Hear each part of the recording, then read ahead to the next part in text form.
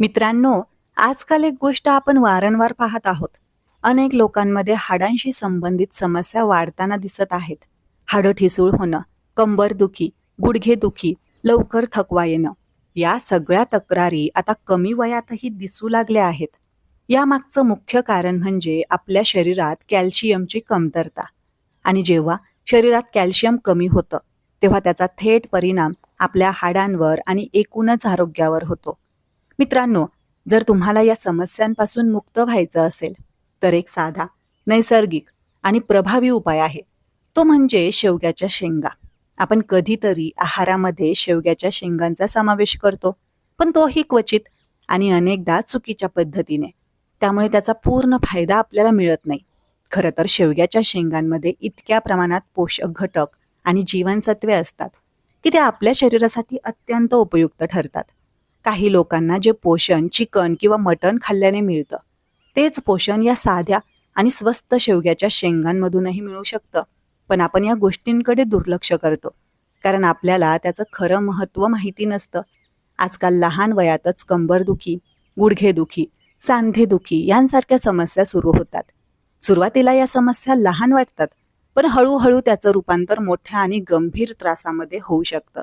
त्यामुळे योग्य वेळी योग्य उपाय करणं खूप गरजेचं आहे.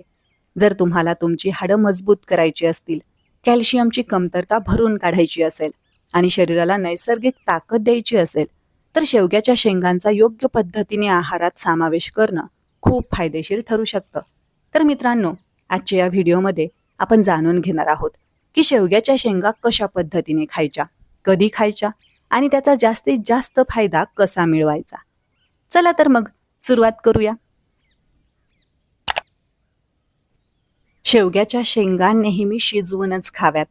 त्या आमटी म्हणजे सांबर, भाजी, सूप किंवा पिठल्यामध्ये वापरल्या जातात.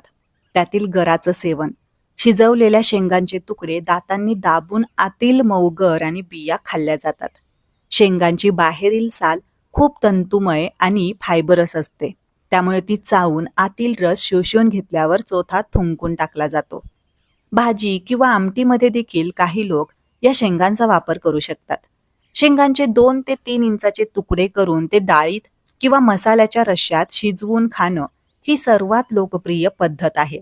त्याचबरोबर सूप, हाडांच्या मजबूतीसाठी शेंगांचं सूप पिणं अत्यंत फायदेशीर मानलं जातं. यासाठी शेंगा शिजवून त्यांचा गर काढून गाळून घेतला जातो. त्याच्या पानांची देखील भाजी बनवतात.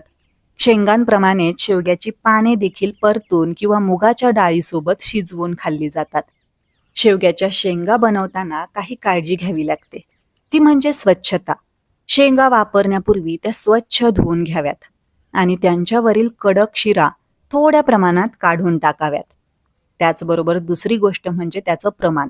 शेवगा उष्ण प्रकृतीचा असल्याने त्याचे अतिसेवन टाळावे. विशेषतः गरोदर स्त्रियांनी किंवा पोटाचे विकार असलेल्यांनी डॉक्टरांच्या सल्ल्यानेच याचं सेवन करावं. त्याचबरोबर शेवग्याचं झाड त्याच्या मुळापासून ते शेंगांपर्यंत फायदेशीर आहे.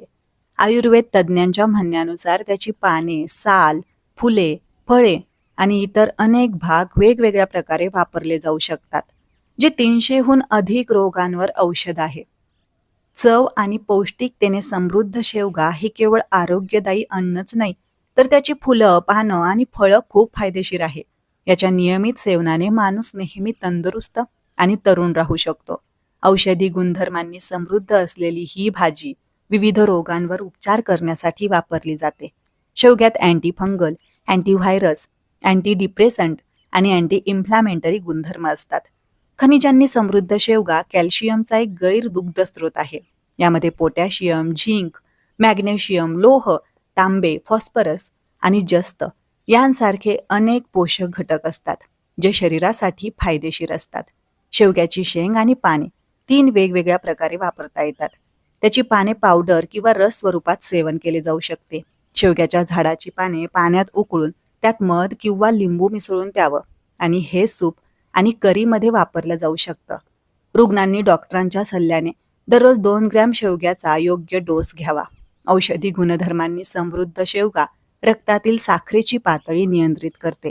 मधुमेहाच्या रुग्णाने दररोज शेवग्याचे सेवन करावे शेवग्याचे झाड वेगवेगळ्या ठिकाणी मोरिंगा, सुरजन, मुंगा अशा वेगवेगळ्या नावांनी देखील ओळखले जाते.